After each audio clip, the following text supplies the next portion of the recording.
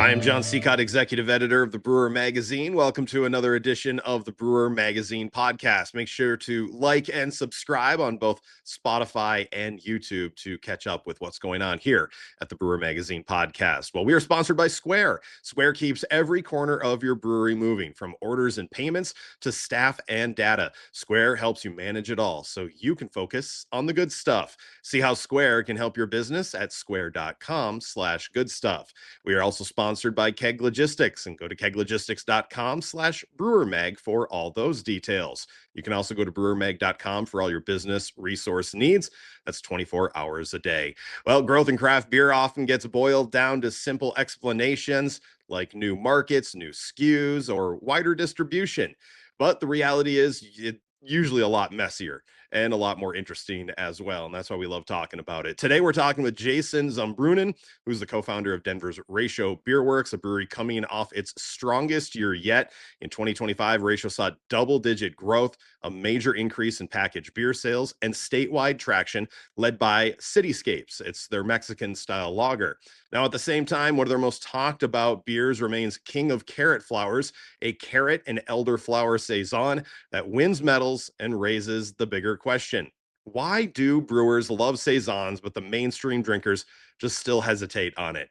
Now, using these two beers as a starting point, I dig in with Saison about what growth actually looks like at scale, how breweries are balancing accessibility with creativity, and whether 2026 could mark a shift in how drinkers engage with expressive styles. That, and we're going to talk some punk rock as well. It's right here on the Brewer Magazine podcast. This Brewer Mag podcast is sponsored by Keg Logistics. Now's the perfect time to review your keg management strategy. Whether you're seeking a truly flexible keg rental program or intrigued by the seamless distribution freedom of paper fill, Keg Logistics is ready to craft a personalized solution for you, ensuring you receive the kegs you need precisely when you need them. For details, visit keglogistics.com/brewermag. Keg Logistics, modern solutions for keg efficiency. And we are joined with Saison zumBrunnen of Ratio Beerworks, one of the founders. Saison, thanks for joining us here on the Brewer Mag podcast. All right. Thanks, John. Thanks for having me. Thanks. And also, we'll be talking about some of this, but thanks for sending some beer along as well.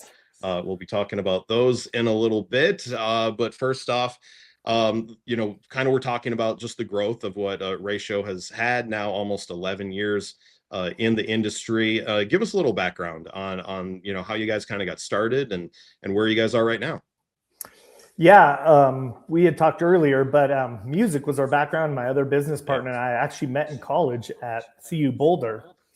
And I was doing chemical engineering, got to take some food science courses. And amazingly, Boulder in the 90s was like the start of craft beer, really. I mean, Boulder beer doesn't get the credit it deserves of how early it opened, and rest in peace, it's gone. But got to go tour that and started home brewing even in college, and just assumed that was everywhere. Back when you're in your bubbles before the internet really spread. So, but yeah, started, my love of beer though really grew after that. Did some work, but then was also in a punk rock band in college. That's actually how I met my partner, Scott. And we started touring, and man, beer and live music go hand in hand. Yeah. So, and we actually got a lucky opportunity to start touring around the world. So got to go to Europe, a lot of countries there, go to Japan many times. And that just kind of fell in love with it. And then I happened to move to California.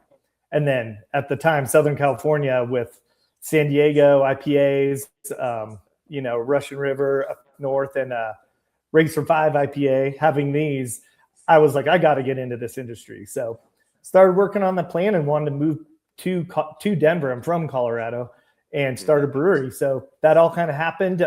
Went to brewing school at Siebel, went to brewing school over at Doman's in Germany, knowing it was going to be competitive, but had no idea the boom that was about to happen in Denver particularly. So yeah, started working on business plans. I got a job at Wynkoop, one of our original brew pubs here in the state. That Hickenlooper started. And then I got a more technical job at a place now that has also gone, AC Golden, which was fully inside of Coors. And it was its own little company. It was about 5 of us. And did a beer called Colorado Native with all Colorado ingredients. At the time, it was very hard to get hops that weren't from Yakima or Oregon. And so got great experience, worked on business plans, and then got it going and started in our Rhino Art District, and we opened to the public in 2015, February, Valentine's Day. Oh, wow. Yeah. And you guys are coming up on 11 years, and we'll talk a little bit about that as well. But, the big news for you guys over this last year has, packaged product has gone statewide. How has that turned out to be a little harder than maybe what you expected? I mean, I think you already probably knew some challenges going in, but what have you learned over this first year of packaging? And I'm going to have a beer while you talk. There you go. Perfect.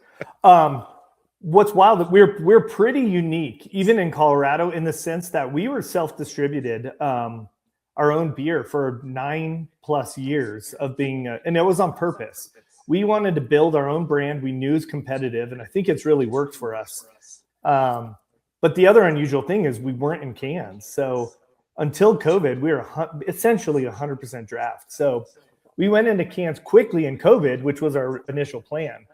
But even the first year of doing it, before we signed, we were doing still 90% draft. So that's totally unusual. Anyone else you talk to, a pretty normal craft blend is probably 40% draft, 60% packaged cans. Yeah. And we're like 90-10 draft. So we're a draft brewery. We understand on-prem, those relationships. So the challenge for us growing is really, once you really start growing, I mean, the volume there eventually is in package and off sale. So that was new for us. So that continues to be our challenge. Luckily, we signed with the distributor CSA, Crooked Stave Artisans, who is very good at package sales and their reps.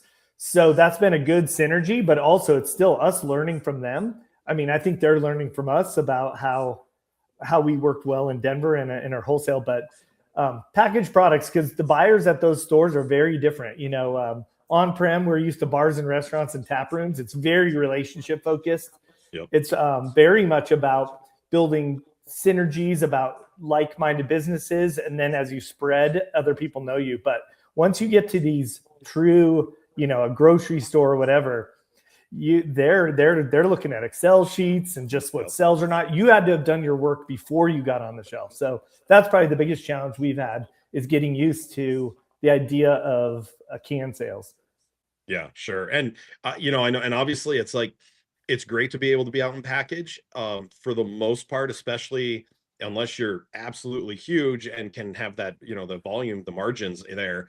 You really are. It's an advertising avenue for you. Are you guys seeing that? Like, this is an opportunity to get your name out there more than it is. I mean, obviously you want the people to be drinking the beer as well, but really it's so they're seeing your name across the state. And then maybe when they're in Denver, they're stopping by and finding you guys. Yeah, that's it's a little of both. One of the reasons we didn't go into cans was to build our brand and our name through draft, through experiences, people able to sample our beer, through our tap rooms. But you're absolutely right. Frankly, there's just so many more places you can, that you can get some cans in. Not everyone has draft systems and things like that. So that's been exciting when you talk about in-market growth, where it's like, oh, we've had more spots where people can now find us. But there's a lot of work to do to get recognized on the shelf too. So we are right in that weird transition of going into mid-sized brewery, where you're absolutely right. The margins are so low. No one's making big money off of it, especially when you're small growing into medium. But that's our challenge. I mean, one of the things I look at every day is, hey, we can't compete with, the high level Coors or something, but we can get a lot better, and we've been getting better. When it was smaller, it was easy. You could just lose some money selling some cans. But now that all of a sudden, hey, they're starting to sell a lot more cans, we actually are like, well, we don't want to lose money on it. So there's some we're getting way better of just our deals and how to get, silo malt to get big cost savings. Can we buy in bulk? But storage is one of the biggest new challenges post-COVID as well. Everyone's looking to store cans in warehouses. So, it's a little both. So it's an amazing, helps us get out there, but we still believe in the value of draft to build stories too. Sure. And, 12-ounce products sometimes are actually, I guess, in the retail term, loss leaders sometimes. The 16-ounce 4-packs are the ones that can, bring that margin in. Did you guys have that weigh that different thing and how a consumer even grabs a beer from you guys. Are they grabbing a 6-pack, of Cityscape, or are they going to grab a 4-pack of something, maybe one of your double IPAs, and like how you guys built that portfolio for, distribution? Yeah, that's a great question. And one interesting that may be good or bad, we entered cans after a lot of that launch into the 4-pack 16-ounce kind of came about. And especially we're here in Colorado with some great breweries doing, especially in the hazy IPAs now, Outer Range up in the mountains here, WeldWorks out in Greeley, and they're making profit off those 6-packs. That was never a style. We're not a 20 IPA SKU brewery. So we also try to be disciplined and not stay in our lane. We like to experiment with what we want to do, but we're not trying to be someone else if that's a different model. And the only good news is I think there was a lot of pressure to go into 4-ounce 16-ounce 4-packs. Yeah. The thing is, though, at least what we've been told, and we don't do it a lot, is if you're not one of those top tier breweries, especially here that's known for it, that market seems to be disappearing in like the last year. It is, when we were talking to distributors 2 years ago, they were asking, hey, have you thought about, the 4-packs? And we're like, well, some of our beers, like a Cityscapes, just feels like this makes sense as a 6-pack, which is why we did it. And interesting now, I mean, we just went through our plans for the next year and a half with our distributor. And anything we were kind of looking at 16, we're actually moving back to generally the 12-pack or the 12-ounce. The only fun one we're about to do, or one of our very first beers we've ever done that we've tried to keep at 2014 prices, is our Domestica Golden Ale, which we won a gold medal for at GABF. But that's one we always want an approachable, and it's working out even more with the economy going how it is. We have that as a $4 pint in our taproom still, which was what we launched it at 10, 11 years ago. But anyways, for our anniversary, we're launching a limited run, and I've always wanted to do this. This is more for fun, but we're doing 16-ounce 6-packs of it, but we're going to keep it at the 12-ounce price. So we're going to do like a $9.99 16-ounce 6-pack. And that's just a little tongue-in-cheek fun of that's definitely a lost leader, but super fun to do. I mean, I look at, there's places like Editor Beerworks. I think they're one of the first that did silly, fun, like 35 packs or 50 packs. Yep. Every once in a while, I think that's just really fun. And it distinguishes you from just being, Miller or something that has got to do their, set business plan model.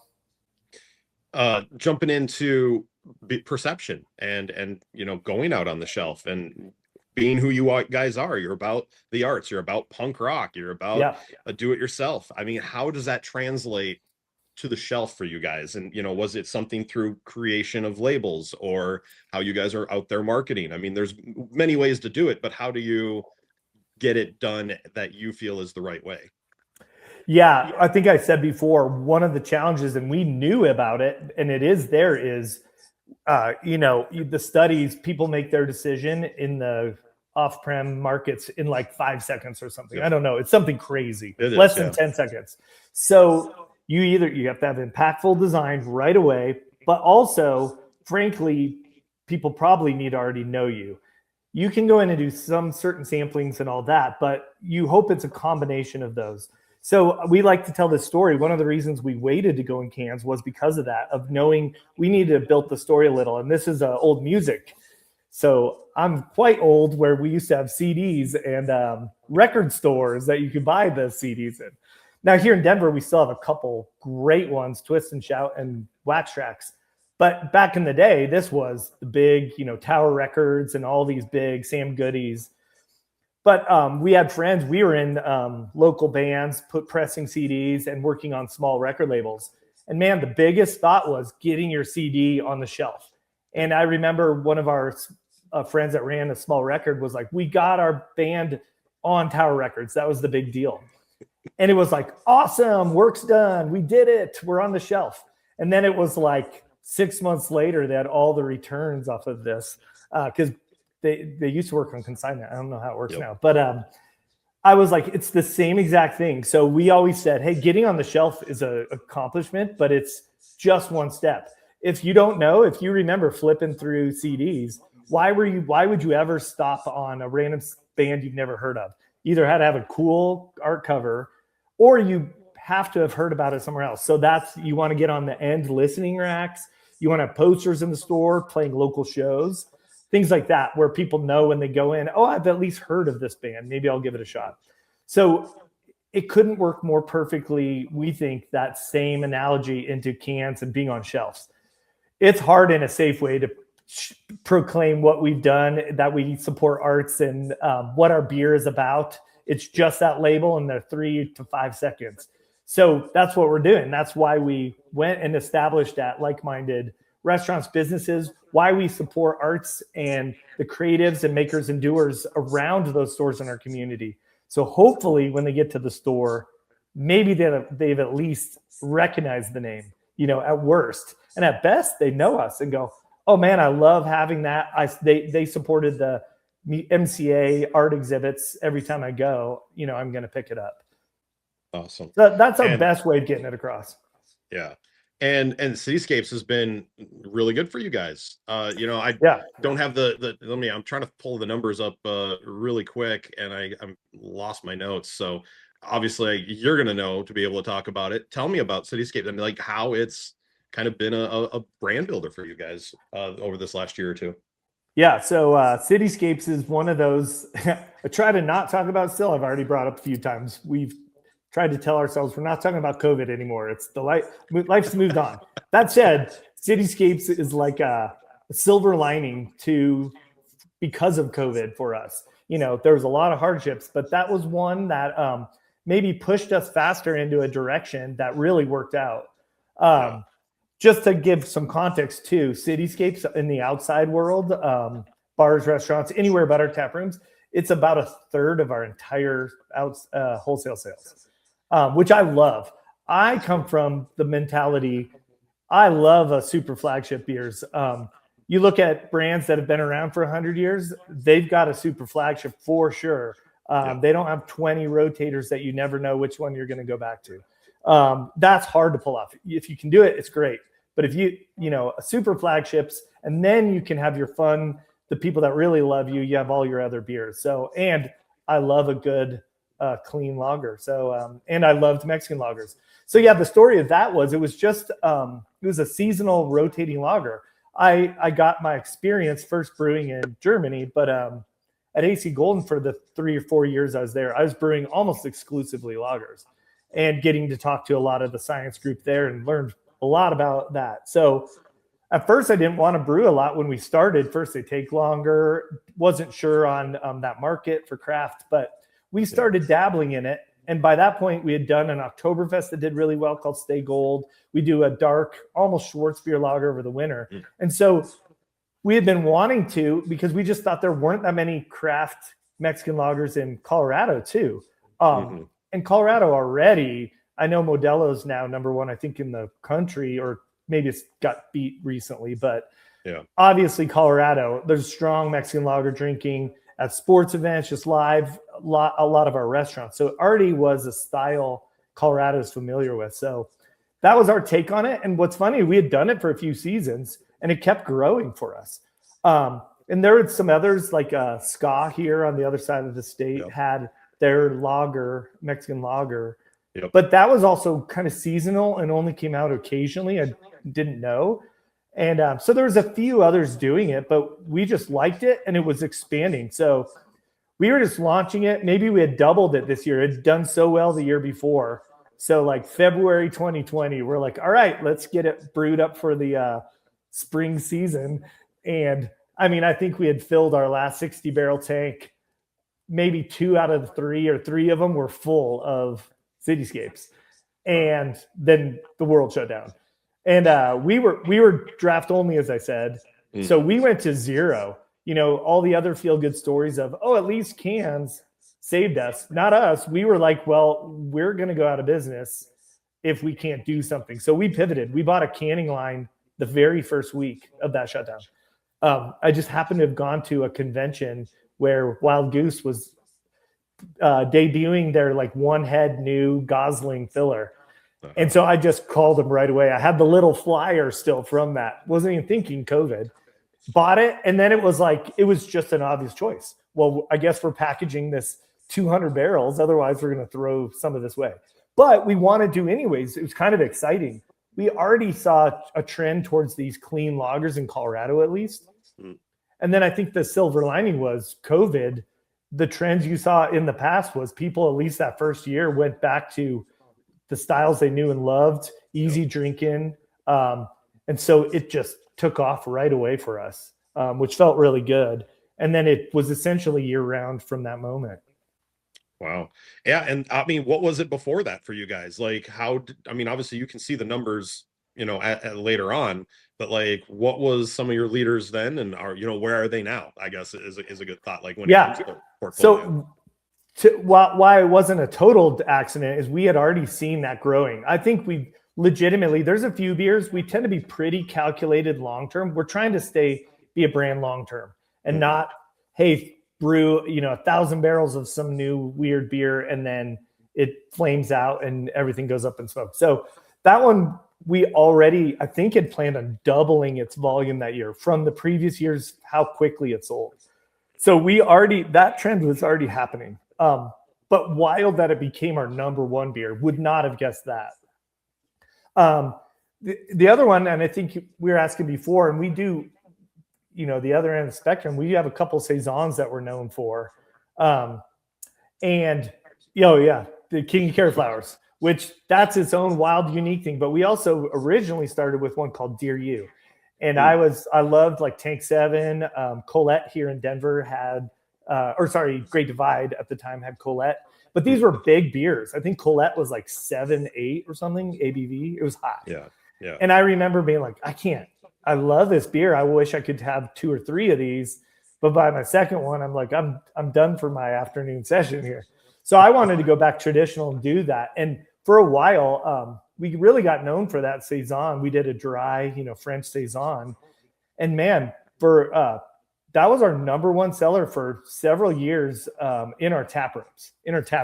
Important distinction. Yeah. And I always said the wildest thing there is people ask about crossover beers all the time. Oh, people who don't drink beer, what beer do you sample? And they always go, is it your lightest beer? And I go, no way. Almost everyone, including my mom, who doesn't like beer, they've tried Miller Lite or something. That's exactly what they don't like. They know what beer is, and it's light lager or something.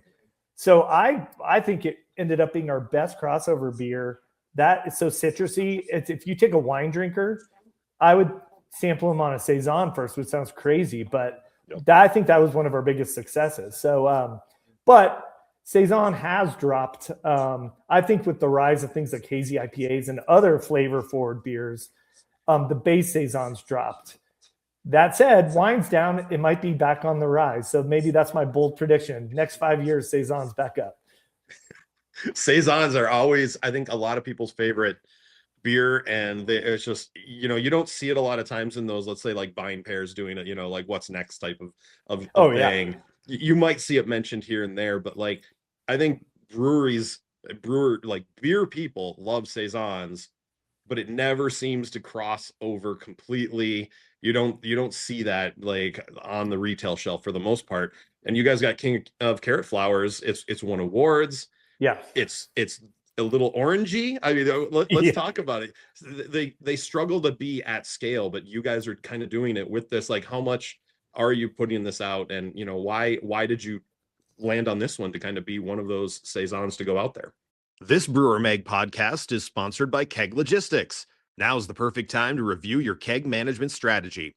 Whether you're seeking a truly flexible keg rental program or intrigued by the seamless distribution freedom of paper fill, Keg Logistics is ready to craft a personalized solution for you, ensuring you receive the kegs you need precisely when you need them. For details, visit keglogistics.com/brewermag. Keg Logistics, modern solutions for keg efficiency. And we'd like to welcome our newest Brewer Mag podcast sponsor, Square. Square keeps every corner of your brewery moving. From orders and payments to staff and data, Square helps you manage it all so you can focus on the good stuff. See how Square can help your business at square.com/goodstuff. Thanks to them for supporting the Brewer Magazine podcast. Yeah, here's one of the greatest versions of why having a tap room and early things are so important. When I worked at AC Golden, one of my mentors was Glenn Nippenberg, who helped brand building for years. I think he used to work in Zima back in the day in marketing.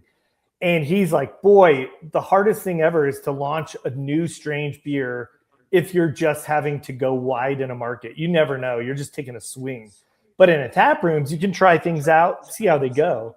That unusually, like I said, I love Brewing Saisons. Our Dear You has won more awards than any of our other beers.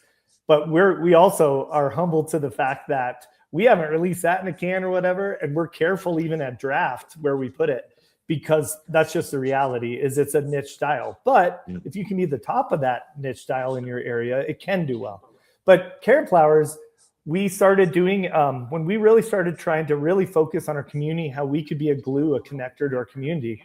Here in Denver, there's a place called the Grow House. It's an indoor farm, and we're in a food desert right next to us, our neighborhoods. And every year they use all the independent restaurants, and they threw this big Eat Denver's the name of that group, charity 1 week event with all the best chefs of Denver donating their time. And then people would come in this grow house, have these wonderful dinners.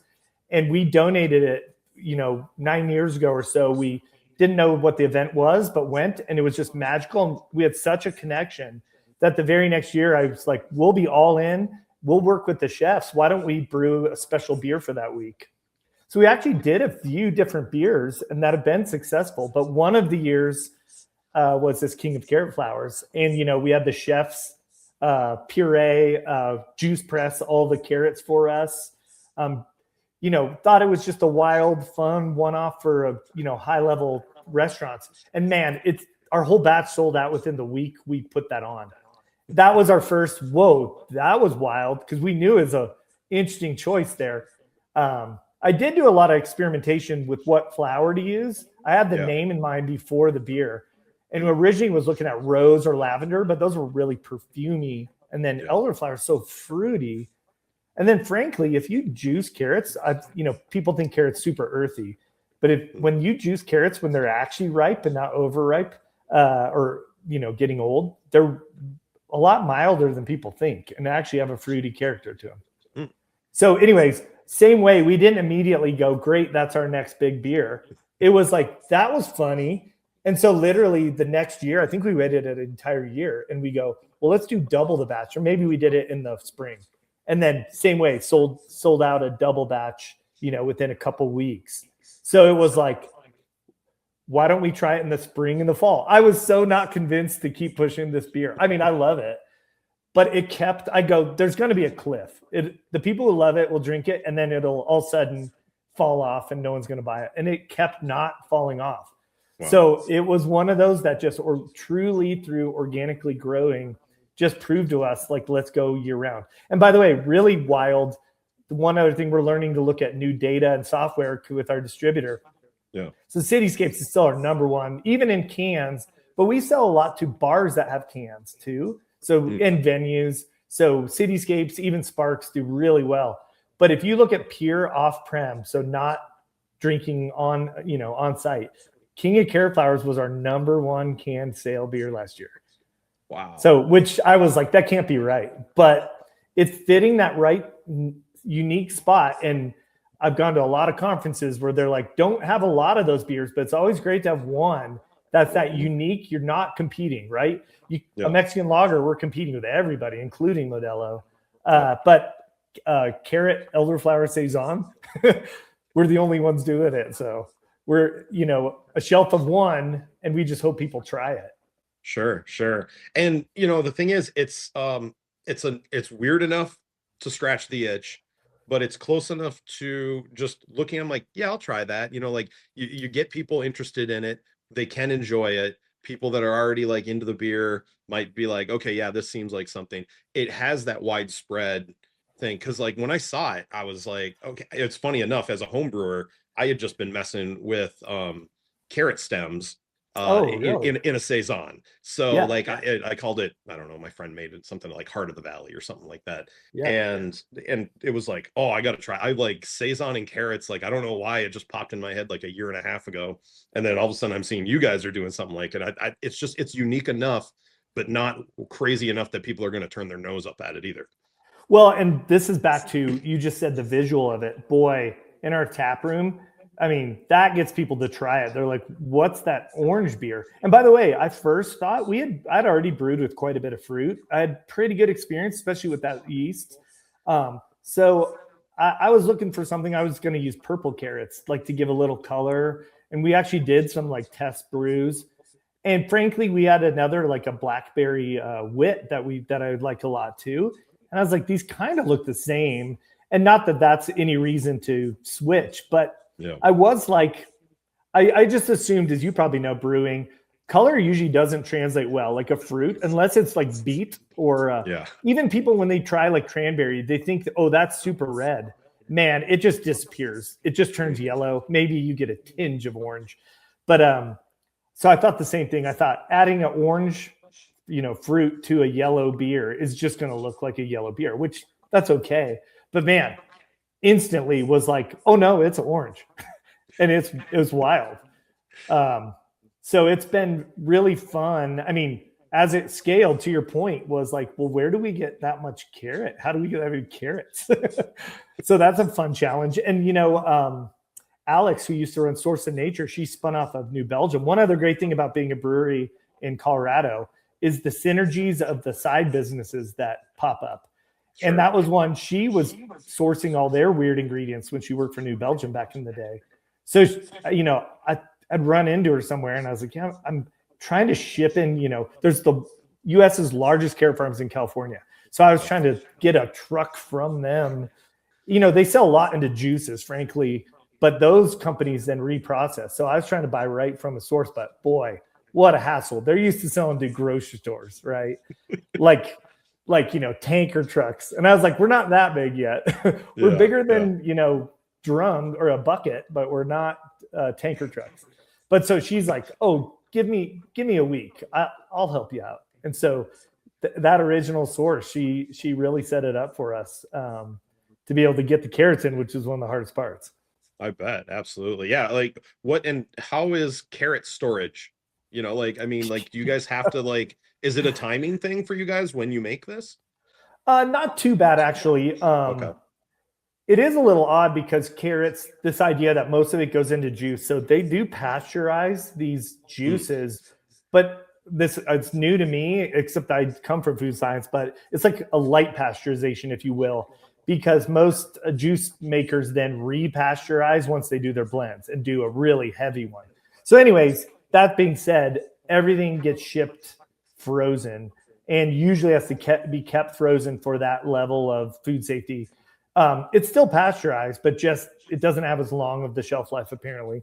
So we've had to work to keep it frozen, essentially, or close to frozen, until we need it, and then pull it on site, let it do the natural thaw. So there's definitely some logistics, but we have a neighbor now that's got some freeze storage space. We're able to keep it there and get it in. So it's a challenge for sure, but if we get bigger, some of those things do get actually easier where you can get full, for a while, there was a part where we were sourcing from like natural grocers. You can buy bulk through natural grocers, which is great. There's been a lot of products we'll call and they'll just ship it in on their trucks with them and we'll go pick up pallets, but it's like in, jars or whatever. And it's not sustainable, both environmentally and also just for brewers' mental health. Well, a few of the other beers that you guys have been putting into cans, getting out there is No Shade and Antidote. No Shade's your Pilsner, Antidote's a West Coast IPA. And they've obviously built some steam as well within Eternally, probably, I'm assuming, first, and then you guys, start bidding out there. Like, what are you looking at to make sure that they've become something more permanent for you guys than just being a seasonal? Like, how does that formulate for you? Yeah, so those are getting released year round for the first time here in the springtime. I think late February for No Shade and mid-March for Antidote. So interesting, two different stories there. Antidote is our West Coast IPA. We basically had it from day one when we launched. We actually brewed a different IPA when we were going to launch, but I didn't like it. It was one of the first decisions with my business partner who does more of the accounting. And we dumped that beer before we opened. And I'd already let enough of like, we're not going to release bad beers, especially in a competitive market. So amazingly, 10 years ago, we opened without an IPA because it was like, well, we're not going to stop the grand opening. So, but pretty soon after that, we got our Antidote going, our West Coast IPA. Now it has changed over the years, and especially in the last year or so, we have modernized it a little with the shift of West Coast IPAs. It is drier now. We're using 100% Pilsner base, for example. That's probably the biggest shift. So it's clean and really there to showcase the hops in it. But we would have probably launched that first. And back to with COVID, we had our Sparks, our juicy IPA, also launching well, and that was doing really well in draft. So we went into cans, but we were so small. We were like, we're only going to focus on a few cans because that's the minds. We only have that much share and or packaging power. So frankly, it did so well, Sparks, that just kind of naturally became our IPA we released. This juicy IPA, if you will, slightly hazy. Mm-hmm. Yeah. But two reasons. Our distributor has really encouraged us. Even, we're not an IPA brewery that has 20 IPAs on at a time, but they're like, it won't cannibalize. Our worry was on the shelf, if you have a juicy and a West Coast, will it cannibalize? But frankly, they have their own big brand through Crooked Stave that they have a Juicy East and Juicy West that did great. So we finally were like, all right, it is time. Also, you may have seen it nationally. We're seeing it in Colorado at least. There is West Coast never went away. It's still always been one of the top styles, but it's getting stronger again. There's just kind of a return. I wouldn't say that the hazies are dropping, but I think there's certain costs you were just mentioning. Not everyone wants to pay the 4-pack price for a hazies, the amount of ingredients and things in them. And then people want some classic styles still. So West Coast IPA is growing again. So it's just good timing. And then No Shade is back to another. That was our summer lager seasonal. And same way, we've been expanding that. In fact, we have released it in cans before. And last year it did so well. We almost went like 5 months for the season. And one new thing that was back to you're asking things that we didn't know for 9 years till we were with the distributor. Some of these stores, they were like, oh, please don't take it off and then put it on. You could actually get a permanent, rotation if it was around year round. Like we think that will sell less in the winter, just like most beer styles here do. Yeah. But for example, and I don't know if we can mention names, but Trader Joe's picked up No Shade last year for us and just started crushing on it. And also Colorado, these like Pilsners are just really, people are really seeking them out. And we put out a really classic version of it. There's a lot of West Coast Pilsners too, but we love doing a classic Pilsner. But we've learned places like Trader Joe's, they have like these buttons to turn on a beer or off, right? If they're available.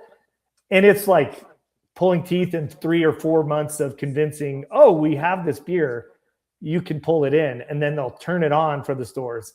And so it just felt like a crush to our heart when we had to turn it off because it was the end of the season. Yeah. So that's the other excitement there is we think that's a good year-round beer that people will put in their fridge year-round. Yeah, it'll be interesting to see, that going forward, how those numbers change for you guys, because the first year is obviously almost the test, and then be able to bring yourself in, give your, data obviously is so important in things like this. Like you said, I mean, it's not over the bar, you're hearing things. I mean, you're literally having to look at numbers for the most part to be able to understand. So as you get more numbers going forward, it'll be interesting to see how the portfolio adjusts and shifts for you guys. So that's pretty neat. One of the things that, you guys have also been strong on, and we've kind of touched on this, is the fact that you do care about the arts. You do care about the Rhino district of your spot. And, you guys are even donating 3% of your production nonprofits. How do you measure how much that matters? The ROI of cultural involvement, I guess, would be the best way to say it.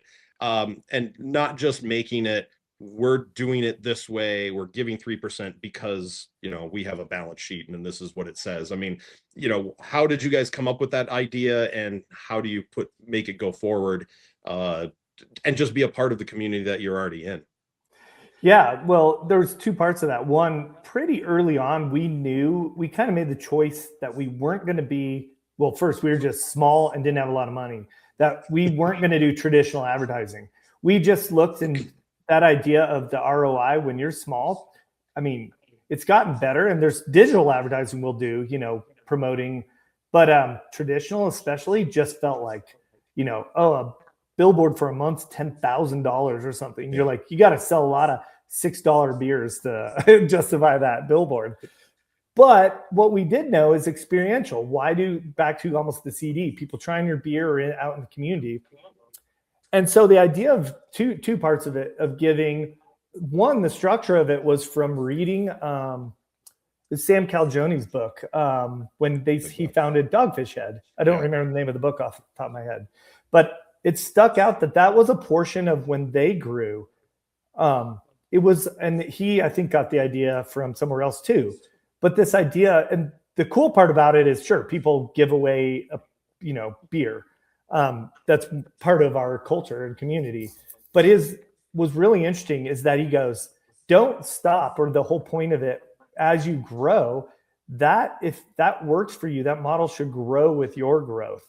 And so the idea was, hey, if they doubled in size, they were going to double, that part of their commitment, whatever it was.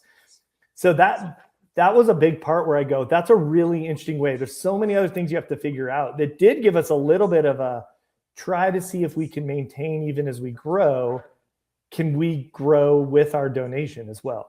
Now, by the way, you're right. We didn't have 3% in mind. A little that's been organic. We do each year. We started with a percent in mind somewhere, but we had a pretty wide range. Yeah. And frankly, at the end of each year, we kind of look back. We review, what did we do? Did it feel too much, too little? Did it feel like the right return? Are we working with the right partners? And we'll kind of reset at the end of the years, at least our main group of people we want to work with and that we thought did really well. But back to your point on ROI, I think we wanted to be a glue to help grow communities, because first, breweries and taprooms are that. We're a connector in the community, and we want our beer to be that connector. So it just made this natural sense. We come from DIY, kind of punk rock and music scene. It's a very similar way. The best music scenes in the country aren't just because there's the best band there. It's that the group, people work together. You might have a promoter, people that support it, that go out and help flyer, and where you get these incredibly cool communities that are maybe on paper wouldn't be that great. So we knew that Denver's kind of been this regrowing city for the last 10 years. I know everyone says it's insane on its growth, but we're still a small, big city. We're not Chicago or New York yet. Right. But right. I think a lot of the fun and the good and bad of fast growth, though, is if you can support these makers and doers and creatives, those build strong communities. So that, even just that, is why we love doing it. But now to the business or marketing turn, the one wonderful thing is our product is something consumable that people like. So what a better thing than if we love film fests or the arts and what people are doing, if we can donate with our product and put our beer where people's mouth is, right? Yep. And people get to sample it. One of the wildest ones, I think about how hard, sometimes there's easy parts of beer. We go to these music fests, and I saw an insurance company there, and they had their tent and booth, and they had built hats that they were like spray painting to be cool. And I go to our crew, that's a hard marketing job. Nobody cares about car insurance, really. You need it, but they don't care. By the way, though, you go work a fest and you're bringing beer and you're the only beer supplier, you're now everybody's best friend. So sometimes it's not as hard as people think. So we love being there, and it's a way for people to try our beer.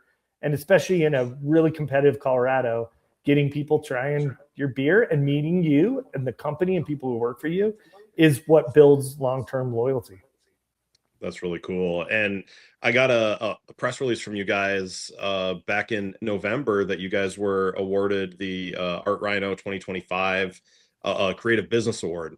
And, is that something that you guys take as this will be a great opportunity to market, or is this just like, yay us, let's celebrate as a company? I mean, is it something like that, getting that recognition important in sales, or is it just a morale booster for you guys?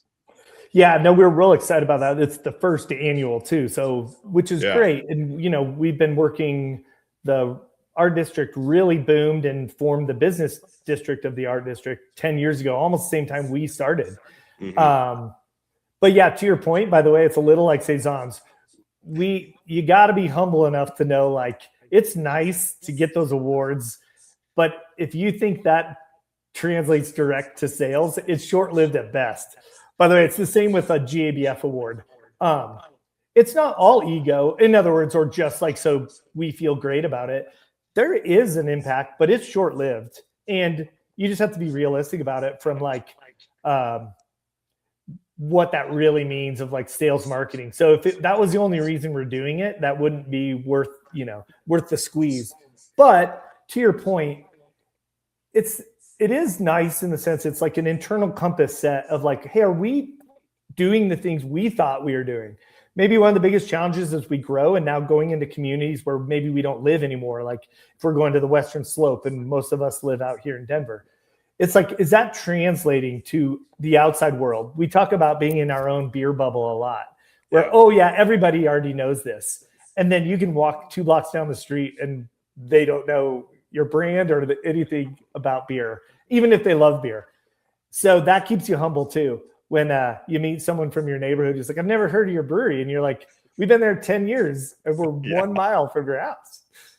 That happens less and less, at least as we get older. But boy, it's a good thing to have that keep you driving that, boy, outside of the beer bubble, people don't know. But so things like that are more the recognition that it's showing we're on the right track. It is who we want to support. We do see reciprocal. I mean, we've said strong arts districts make for strong business districts, and it is reciprocal. It's not all, it's just the spirit of that. People want to live, and even developers, the reason they're going to build here is not just, they could build lots of places. It's that it's a vibrant community already. So through, not only breweries and coffee shops, but are artists there? Is there cool things happening? Are people, creating things that make it a vibrant community to live in? No one would have ever thought this warehouse district was going to be kind of this booming section of Denver. We're right next to neighborhoods, traditional neighborhoods that, go back to the founding of Denver. But boy, from our street over, there's about 3 blocks that were industrial and pretty empty, 10 years ago. That's very neat. Well, I appreciate you taking the time to talk about this and talking about the growth that Ratio Beerworks has. But I always like to end with some fun questions that never get sent to you. You don't know what they're going to be about. A little bit about you, a little bit about the business, a little bit about life. So you ready for some of those? And they don't have to be quick fire. We can talk about it. But first off, happy 11th anniversary. Thank you. Yeah, because you guys got coming up in February. If you could travel back to the beginning, what would be a business tip that you would be telling yourself, either avoid this or do this instead? Oh yeah, that's a great one. First, the shift now of tap rooms of more experiential. I think one of our tap rooms, we would have built a venue maybe in the back. We've talked about it at our south location. We're not near very many. And it's almost like the amount of things we kind of do, if it was more built in, I'd love to see that, because there's a lot of work goes in when we throw these, even though we were not doing them every night. That would have been cool to do. I also think now, it wasn't wrong. Food trucks were so big when we opened, but a more permanent concept earlier of food or something inside, not necessarily a brew pub, maybe partnering with someone is one that's like, that would have been good too. All right. We before we started recording, we talked about how you used to be a musician. Are you still playing? Like, do you do things with your friends, that used to be in the Fairlanes, or you guys ever get together, reunion shows, all that fun stuff? Yeah, that's great. No, we haven't played in a long, long time. That's funny you mentioned it though. There's a local one of our friends here that's been re-releasing vinyl for different bands and fun projects. And he reached out pretty recently, is pretty interested in pressing on vinyl one of our very first albums, which for us also feels fun, nostalgic in a fun way. And the good news is, most of that music from the 90s is back right now anyway. So I kind of get it. So I would guess we may do like a reunion show if that happens. We did for a while. We had Halloween shows. And so we were doing cover bands, which I never did, but it just felt fun we were kind of irreverent, tongue in cheek. So we would do like, Weezer or the Misfits or something. That was probably what I've done over the last few years, just for fun to kind of get back in, play guitar and just have a blast with friends. No pressure to go tour or form the band again. But just so people that might not know the Fairlanes, you guys were at least 3 studio albums that I think I saw, and some EPs here and there, like between 97 and 2001. I was looking through your like the track listings on Discogs, and you guys, it seemed like you guys like throwing in cover songs quite a bit. I think you got a White Lion song in there, Lita Ford, Madonna. Like, was that something that you guys? Because I think pop punk especially, they love to be able to take the pop classics and be able to give it a spin. I mean, how did you guys, when you were doing that, like pick cover songs to be able to record? So that came out of playing live. We had a blast, and also just like practicing, you get bored of working on your stuff, and it's kind of fun. I think when I was in high school forming this band, we were playing the Go-Go's, and I think it was Vacation though, and strangely, that's a difficult song. I remember being like, we got to find an easier song than this. It just also humbled us to what level of musicians we were at the time, at least. But I think it's kind of live of something fun to throw into sets. We would do different ones. And so we had a Madonna cover in there, which was just funny. And then the Lita Ford, I think we did a Lita Ford song, Kiss Me Deadly, which is she used to play with Ozzy Osbourne and her own solo career. But that one was just a fun, I think, going through a hair metal phase and like, hey, that's just a killer song. So it had to be a killer song. We loved it. Sometimes tongue in cheek, fun, something different to do. And it was fun playing them. We used to put them as secret tracks. It's funny, we did a Japanese CD. We got to go over there, tour several times, and they just it was basically repressings of songs. They needed it in their format basically for that market. And they were asking about one song the guy really liked, and I think it was that White Lion cover song. And we're like, oh, that's not actually our song. And he's like, it wasn't. He was like, yeah, this song's great. And we're like, yeah, it is a good song. It's not ours. But man, they paid for the song royalty rights, and because they did it right. So nice. Well, then that kind of leads into, I've asked this one a few times here on the podcast, your first concert, your last concert, and the worst concert you were at. Oh, wow. Great. My first big concert was Michael Jackson. It was the Victory Tour, Jackson 5 Victory Tour, back when I was a kid. And amazingly, they still sold, anyone listening, paper tickets at places like Blockbuster and things like that. So my dad got out at a camera shop in Fort Collins. I can't believe it. He wasn't into any of that, and got tickets. And it was our Mile High Stadium where the Broncos play, and we got floor seats and this was the height of that early Michael Jackson fame. So that was pretty wild. That was pretty cool for show and tell to come back and be like, yeah, I got to go to this Michael Jackson. Nice. Last show I just saw was at Mission Ballroom. I have an 18-year-old son who's now into some emo and punk too. So we actually go to some of the same shows. And it was a band called Hot Mulligan out of Michigan. And a couple other big emo bands, Arm's Length out of Toronto and all this, and sold out. And that music's as big as ever. It was a blast. Nice. And then let's see, worst show. I've been to a lot of bad shows. I'll give you one. When we were touring, it was our own show, my band, the Fairlanes. We were touring Europe, and we were in Lyon, France.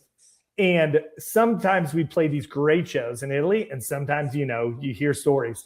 And we get to it, and it was a restaurant, and then just some kids had booked the roof above the restaurant. And it was a cool spot. And it was literally our first song in. the owner of the restaurant comes in furious and it was just blasting. I mean, to give him credit, we were playing punk rock loud. It was just blasting through their dining room. And so he asked, hey, can you guys play quieter? Which is a funny thing to ask for punk rock musicians. So I think we played like 3 more songs and he just cut the power to the whole place and never turned it on. We were like unloading in pitch dark after 3 songs and a guy yelling at us in French. That's fantastic. Yeah. All right. Last one to get you out of here. We just wrapped up with the holiday season. We were kind of talking about this a little bit because you hadn't even seen some of your employees, for a week or so. But just personally or maybe professionally, are you going to remember from the 2025 holiday season? Oh, holiday season. It was a nice chill session. The way that both holidays landed, I think everyone on our team got a lot of home time, which is great. So got to see family, had some friends come in from overseas. My sister just got back from overseas. So it was a relaxing time. And from a pretty hard year, it was nice to kind of have a little bit of that break before we all get going here in January. So absolutely. Same thing here. We're just getting started. So I appreciate you being the first of 2026 here on the Brewer Magazine podcast. And very much. I'm still finishing up Cityscapes here. So cheers. All right. Cheers. Appreciate it. This Brewer Mag podcast is sponsored by Keg Logistics. Now's the perfect time to review your keg management strategy. Whether you're seeking a truly flexible keg rental program or intrigued by the seamless distribution freedom of paper fill, Keg Logistics is ready to craft a personalized solution for you, ensuring you receive the kegs you need precisely when you need them. For details, visit keglogistics.com/brewermag. Keg Logistics, modern solutions for keg efficiency.